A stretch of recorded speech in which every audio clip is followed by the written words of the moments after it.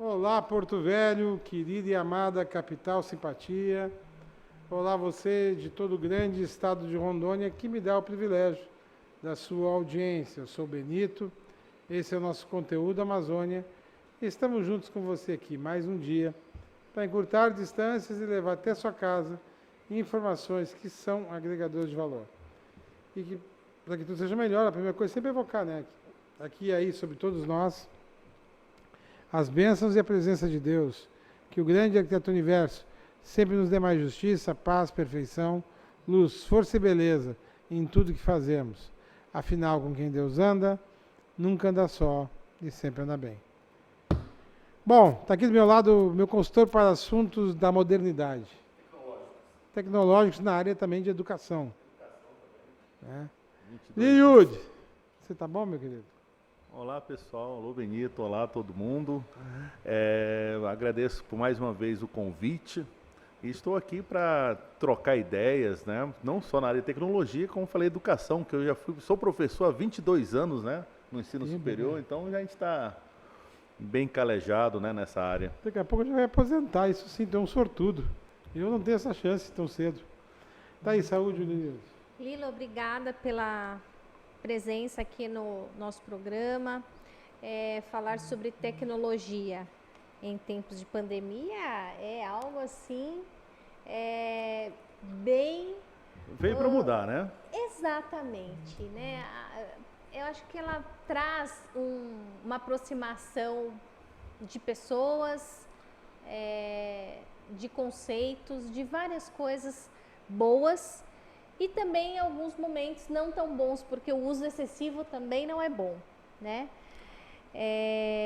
E assim, eu até outro dia me perguntaram, para mim é tão ruim essa pandemia. Aí eu falei assim, sabe que para mim essa pandemia foi bom? Por quê? Tá você e o Lula, né? Não tem o Lula que falou isso? Ele falou, não sei. Aí perguntou assim, por quê? Eu falei assim, sabe por quê? Porque a tecnologia me proporcionou estar mais próximo da minha comunidade, porque aqui nós não temos comunidade judaica, nós não temos a sinagoga. E agora é tudo via Facebook, YouTube, plataforma Zoom, né? Então a gente consegue conversar consegue fazer as nossas rezas, e isso nos aproxima de certa forma, né? Apesar da distância, a tecnologia nos ajuda nesse sentido. Então eu acho que para mim foi muito bom, foi uma experiência diferente. O que eu vi, né? Acho que a gente pode falar um pouquinho justamente nessa parte da tecnologia e o que está acontecendo com os nossos filhos, por exemplo, né? Como eles tiveram, não só as escolas tiveram que se adaptar em tempo recorde, como é que é aquele professor que dá aula 20 anos no quadro, né? De um dia para a noite ele teve que sentar na frente do computador, preparar uma aula para o computador, usar as ferramentas de tecnologia, e aquele aluno que estava com todos os amigos do lado, os amiguinhos, né? Eu tenho, né, bastante filhos, né? E como é que ele ia começar a receber essa aula? O que eu percebi, acho que a gente pode até trocar experiência nisso aí,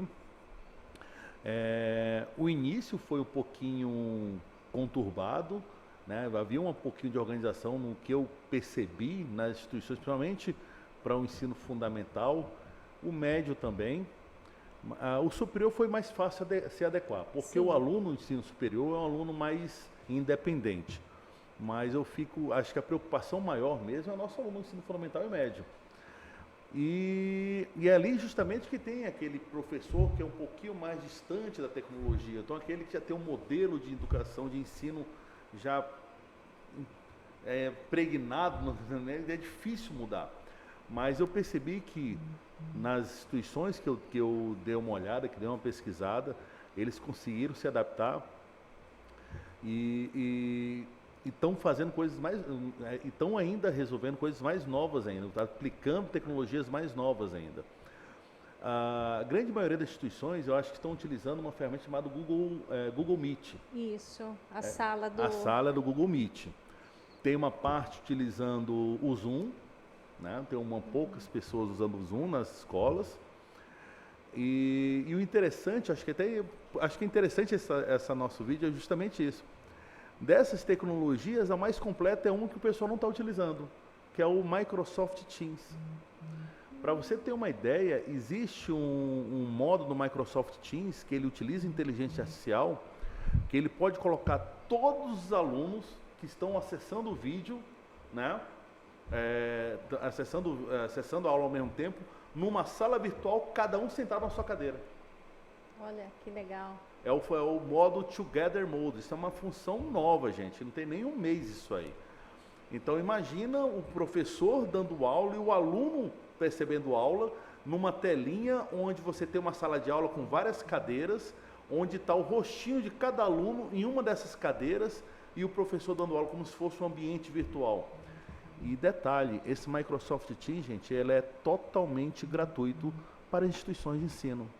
Olha que barato.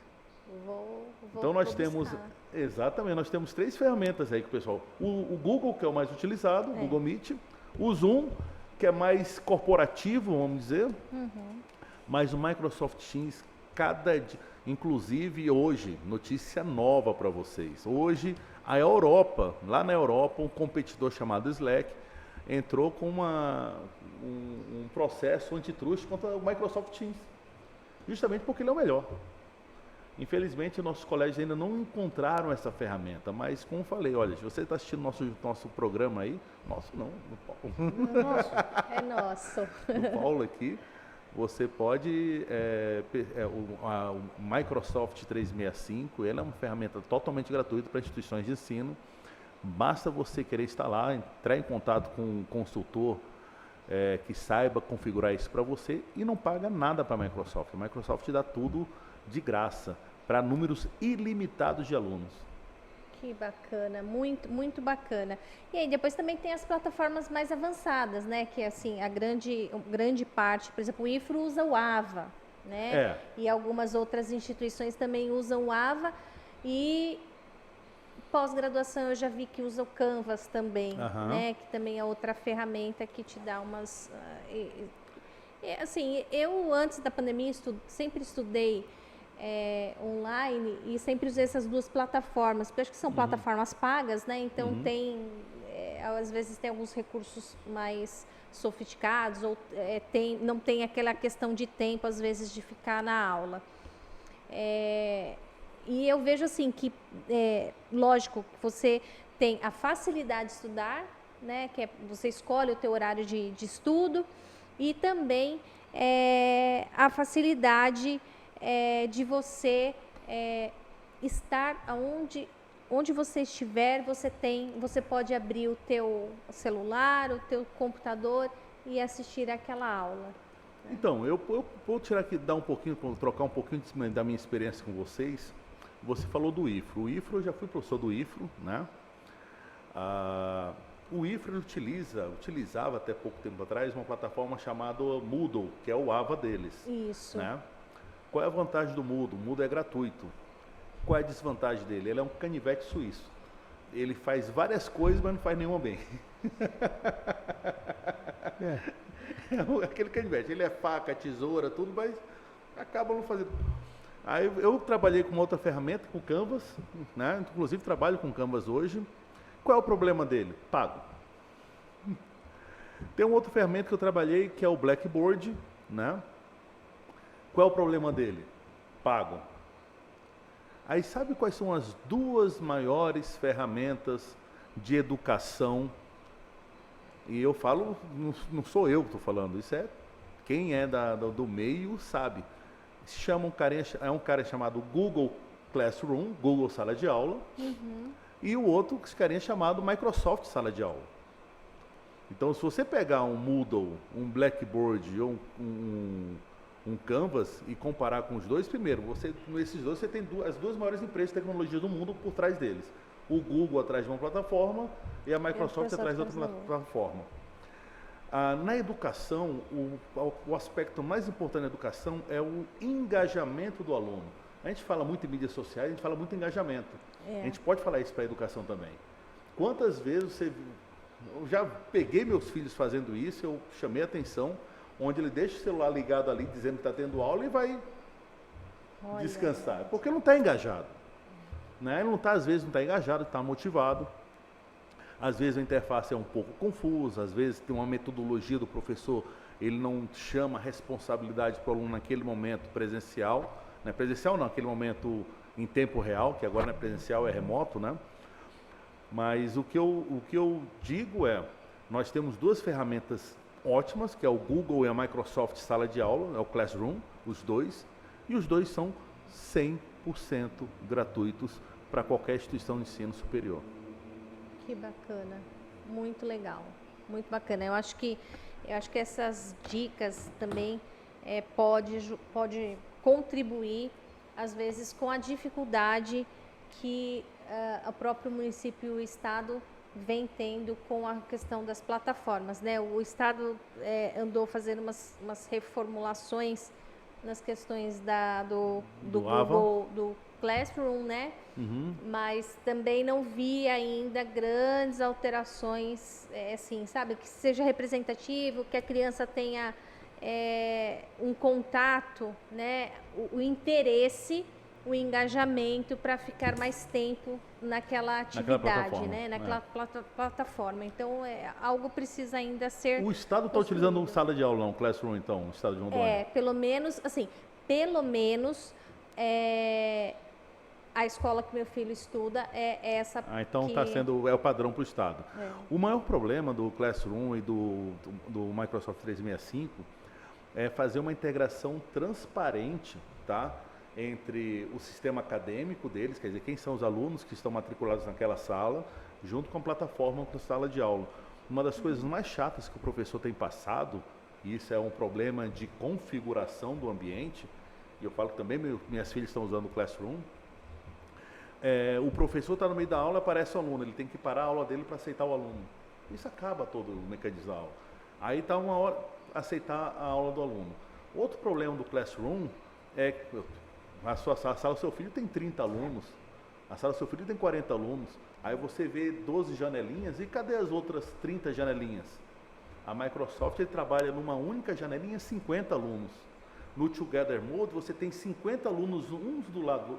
Por isso que eu falo, o Microsoft Teams é a melhor plataforma hoje para a sala de aula virtual, principalmente para as crianças. Mas eu vejo assim o modelo, né? Eu tenho estudado bastante sobre isso, e dada minha experiência eu estou vendo que realmente, gente, esse colégio, né? Eu sei que esse ano já começou, a gente pegou a história, mas pense para o próximo ano criar um modelo baseado no Microsoft 365, que ele realmente tem... até porque as aulas estão dizendo que vai ser híbrido daqui para frente, né? Vai, acho que sim. Vai ser um pouco à distância e um pouco presencial. Já era antes da pandemia, porque antes da pandemia o próprio governo federal definia 20% das aulas EAD, houve uma mudança e aumentou para 40%, quer dizer, 40% de um curso de 3.000 horas, que é um bacharelado, então você bota aí 1.200 horas de curso, pode ser feito à distância. É bastante. 40% hoje. Então, e não tem nada a ver com pandemia, isso já era regulamentado. Provavelmente, quando voltar isso tudo, até porque vai levar um tempo ainda, essa pandemia a gente não se livra antes do final do ano que vem totalmente dela. Porque as vacinações só vão ser para o ano que vem, aí tem primeiro vacinar grupo de risco, aí tem adaptação para a vacina, isso vai dar ano que vem. Talvez no final do ano que vem a vida comece a normalizar, mas não aquele normal de antigamente, que eu acho que algumas coisas vão mudar. Aí vamos pensar que o caos traz a crise. Aliás, o caos é uma crise que traz oportunidades. Isso é que sem haver o caos não há oportunidade, porque dentro da ordem existe estabilidade completa, né? E aí tu não tem a oportunidade de mudar nada, porque está dentro da estabilidade completa. Agora, assim, eu acredito que essas crianças das escolas públicas eu não sei como é que o governo vai ter que ter uma outra visão, eu não estou vendo o governo disposto a isso.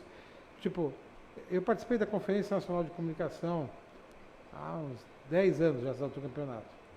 Tá? Cara, seguinte, lá era para ter, 2 anos depois, banda larga no país inteiro, inclusive para a zona rural, via satélite, para todo o povo brasileiro, fornecida pelas operadoras de TV celular, tá? Ou uma outra onde não tinha torre, mas era para ser via satélite, todo mundo, no meio da Amazônia, como em qualquer outro lugar, deveria ter. A gente não tem nem aqui, continua a nossa internet ruim. A gente não sabe nem qual vai ser, isso eu quero saber de você, inclusive, depois vou chamar um parlatório agora.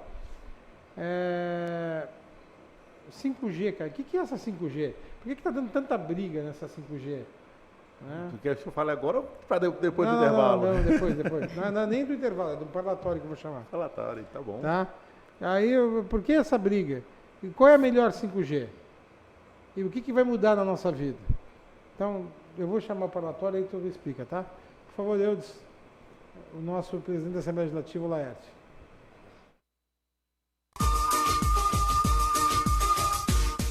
Olha, logicamente que a Assembleia Legislativa, nesse 1 ano e meio da nossa gestão, tem pautado sobre a questão de economia.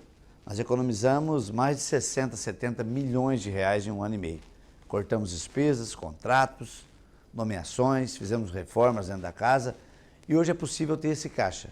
Nós já ajudamos, doamos recursos para o Hospital do Amor, Santa Marcelina, São Daniel Comboni, alugamos uma parte do Hospital do Amor para combate à Covid, 61 leitos, sendo 12 leitos de UTI, tudo isso com recursos que nós economizamos na nossa gestão.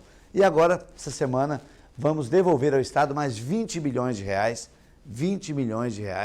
para que possa esse recurso chegar até os municípios, seja na saúde, na educação, em obra de infraestrutura. Esse recurso vai ser repassado aos municípios para poder ajudar nesse momento difícil de pandemia de Covid. Tudo isso, pela primeira vez na história, a Assembleia Legislativa fazendo o seu papel, economizar e ajudar as pessoas. Bom, vamos lá. Me explica a 5G, a diferença dela para o resto e qual a melhor que tem. Por que está dando tanta confusão também? Para falar da maneira mais simples, gente, é só você entender. A internet ao longo do tempo, a rede sem fio ao longo do tempo tem aumentado a velocidade, né? A rede do celular, se lembra do 2G, era bem lento, o 2,5, o 3G, aí agora o 4G. O que significa cada um? 2, 3, 4 e o 5? É aumento de velocidade, aumento de capacidade de acesso simultâneo, aumento de distância, quer dizer, é uma evolução, né, onde você aumenta a velocidade, a capacidade de acesso simultâneo e aumenta também a distância onde você pega o sinal. O problema do 5G é o seguinte: o líder no mundo de 5G é uma empresa chamada Huawei. Ela, não é que ela tenha a melhor 5G, ela tem a mais barata. Como tudo na China. Você vai comprar uma coisa na China, é mais barato que no resto do mundo. Mas não tem cargo trabalhista? Trabalho análogo à escravidão? Aí o que nós temos? Então você tem um governo brasileiro, que ele já tem pouco dinheiro, ele tem a opção, ou vai para a China, que poderia montar sua rede 5G com preço menor, né? Ou você tem outros players como Siemens, Nokia, Cisco, que são outras empresas, ou americana ou europeia, que o custo é maior. Essa é a grande... E é um custo, e estão falando ainda também que existe uma diferença técnica do 5G, que ele chega a ser pior também um pouquinho que o 5G. Aí a dúvida é justamente essa, vou gastar mais por uma coisa que não são tão boa, ou eu vou gastar pouco por uma coisa boa? Esse é um primeiro peso. E o segundo, será que essa tecnologia 5G da China está sendo monitorada? Quer dizer, tem algum mecanismo que permite o governo chinês monitorar nossas comunicações? Aí essa é uma outra dúvida, que é o que o governo americano tem dito.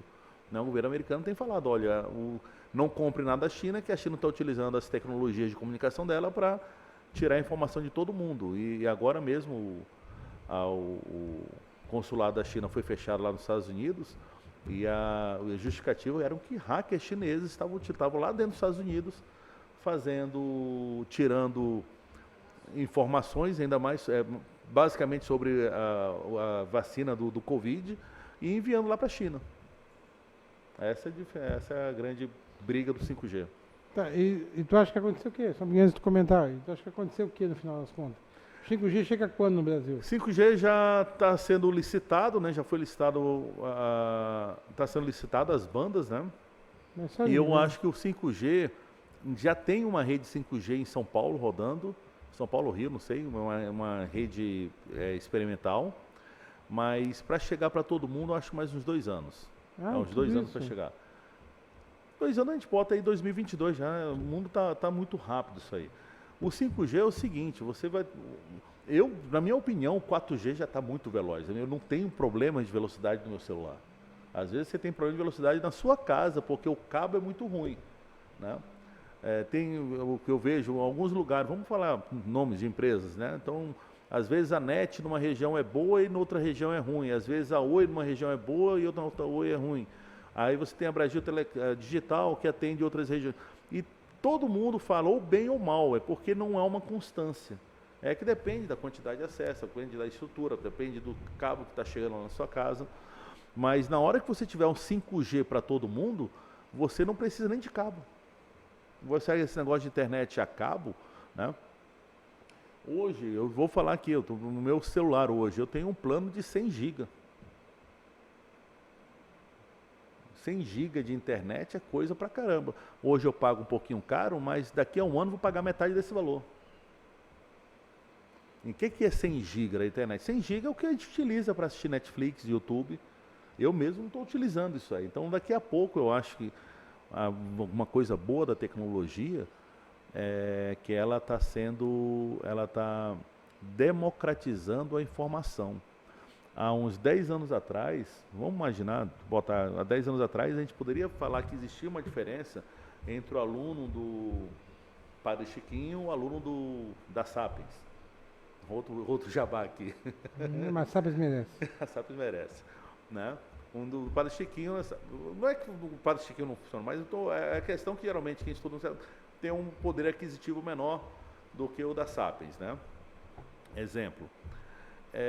Existia um abismo. Geralmente quem fazia Sapiens passava nos melhores vestibulares, passava nas melhores faculdades, porque a Sapiens dava mais estrutura. Mas hoje eu considero que graças à internet isso aí está diretamente relacionado à educação.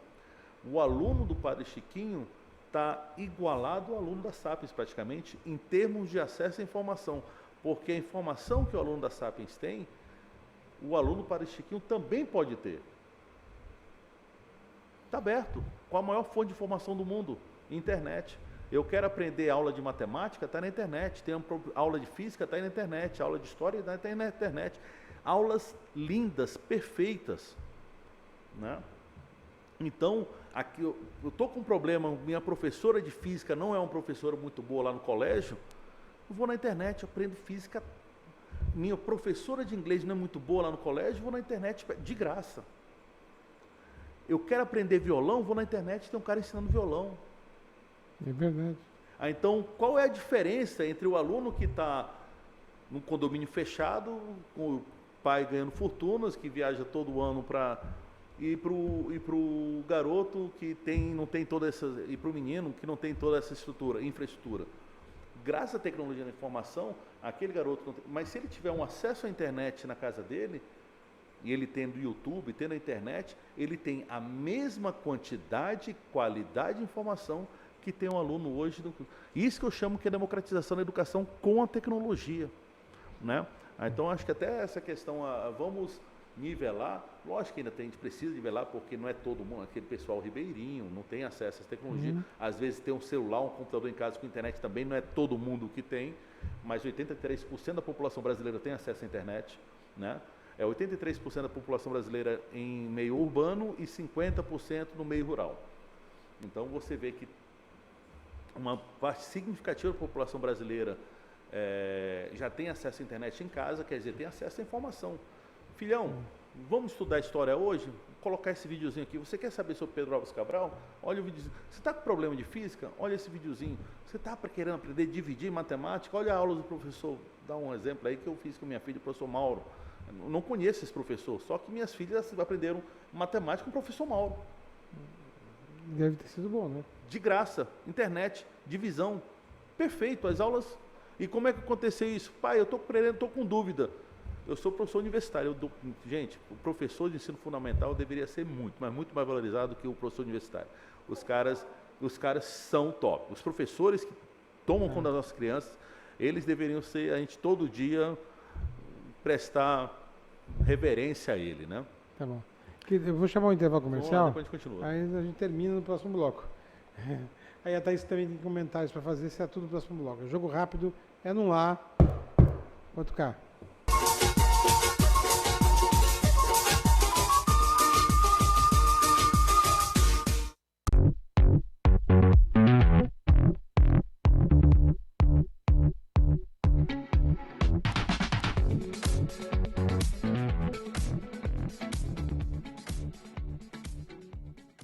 Depilação e estética Mãos de Fada. Depilação, designer de sobrancelha, extensão de cílios, limpeza de pele, clareamento íntimo, axilas e tratamento para a estria. Avenida 7 de Setembro, 6.158, bairro Igarapé. Você precisa cuidar da sua saúde. Está sem plano e cansado de ter que esperar? Venha para a Sol Saúde, próximo à Praça da Pirâmide, com as principais especialidades médicas, exames laboratoriais, com toda a atenção e agilidade que você precisa. Afinal, saúde é coisa séria, não é mesmo? Sol Saúde, atendimento popular para toda a família. 3213-0163.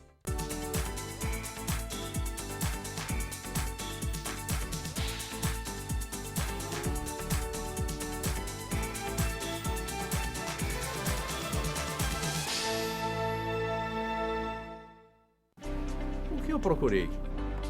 Tecnologia avançada. Método personalizado. Profissionais com credibilidade. Hospital de Olhos Veloso, o maior centro oftalmológico da região. Há mais de 3 décadas investindo em profissionais, estrutura e inovação em Rondônia. O objetivo é a qualidade de vida de seus pacientes. Diagnóstico e tratamento com excelência. E você? O que você está procurando? Hospital de Olhos Veloso.